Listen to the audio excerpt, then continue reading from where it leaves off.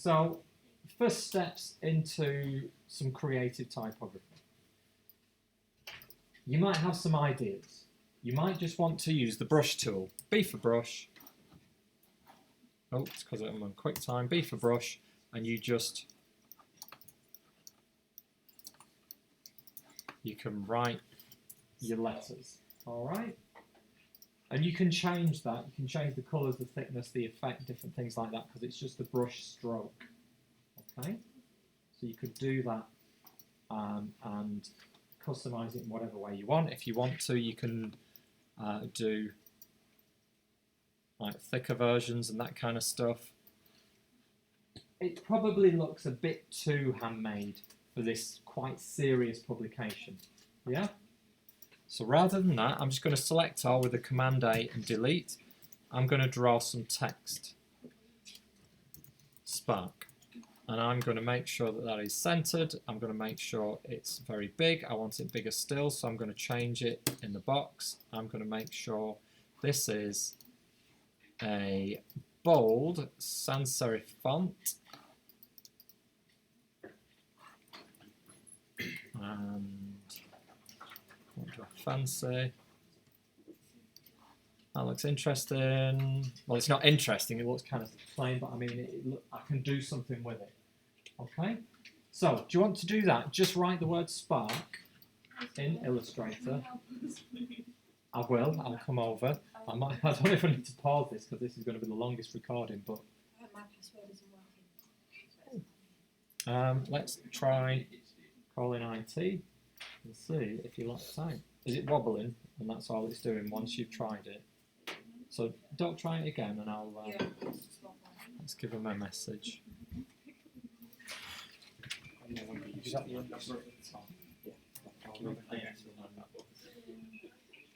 Hello, I've got a discussion about tonight. It's Laszlo at UCL.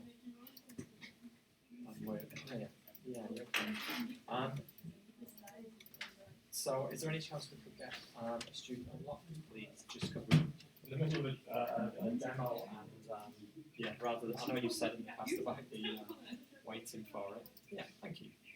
Well, yeah, so it's 555 309. Thank you.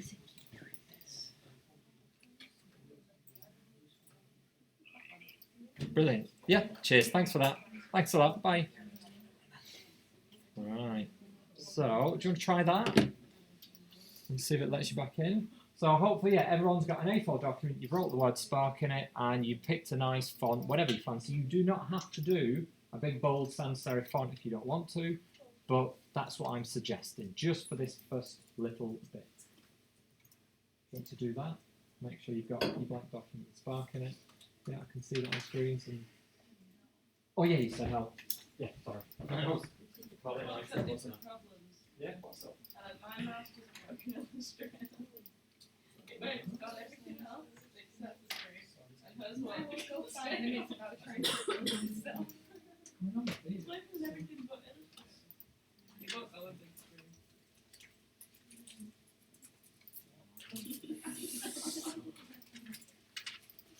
It will work everywhere. I can see when it's on the top, I've just switched it to final. Yeah, we went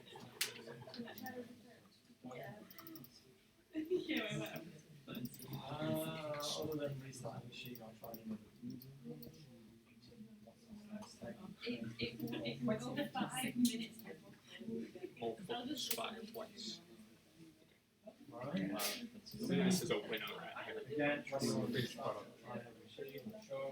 But hopefully everyone else is alright. I think it was weird, wasn't it? Okay, so if I would. Illustrator, try reopening it and see if it lets you. Just I can't turn it off. double check. Yeah, sign into your Adobe account and that should let you do these things. Right. So, have I already shown you by outlining text and manipulating the shape of text? Wow. That was extreme, Cameron. Just turn it off at the wall. It wasn't like so. Another way to do it, if you press and hold the power button on the back, Courtney, No, it needed the administrator password. to turn off. Yeah. And to reset. stuff. Okay, that's a bit extreme. Why? So while that's restarting for you, if I explain this bit and then hopefully everyone can do this. If we just face this way for a moment, I'll show you this little bit. So I've got some text. At the moment I'm still on the text tool and I've got it highlighted. I don't want to be on the text tool, I just want to have that thing selected. So now I'm on the selection tool, it is selected. So I can go to type and I can create outlines. Now, I know I've shared this with others. If I didn't show you this last year, then in a way bad, but it's good because I can show you now. So now, when I go to the direct selection tool, the white arrow, you can see all these little handles appear. And if I zoom in, you can see, rather than letters now, it's shapes, but they're in the shape of letters. I'm just going to stick that up there. So, with the direct selection tool, because they're all selected, I'm going to click off. And now I'm just going to click and drag to select these bottom two. And now I can drag those and make this longer, do different things. That was weird that it does that. But if I hold shift, it keeps me perfectly straight. So I can make this very tall if I want it to.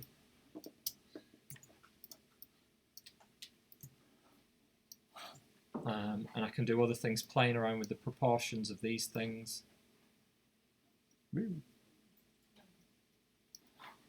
I can even grab these lines and drag it up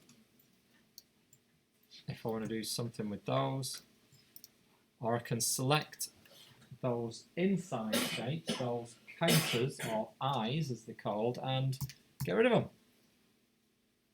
So that's some options that you can do to take an existing font and customize it.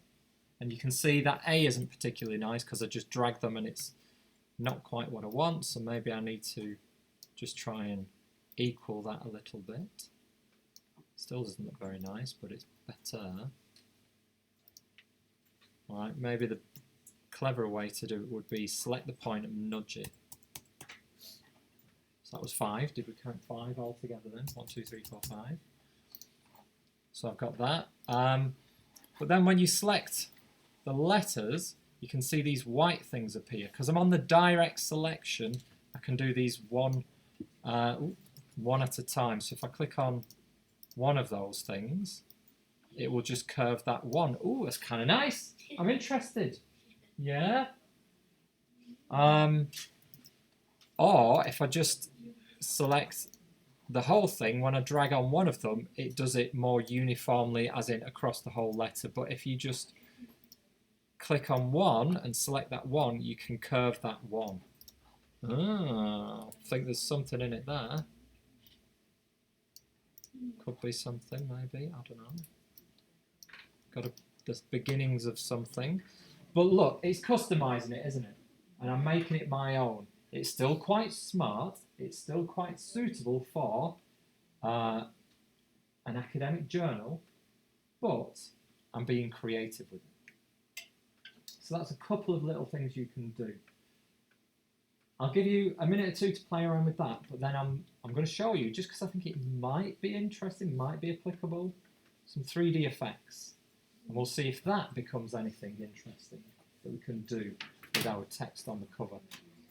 That might help this cover just pop a little bit more, all right, rather than being quite as flat. Nope. No, feel free to experiment with colours. I know I'm just using black and white because that was the default colours that have come up. So try anything more. Okay, what I'm going to do, I'm just going to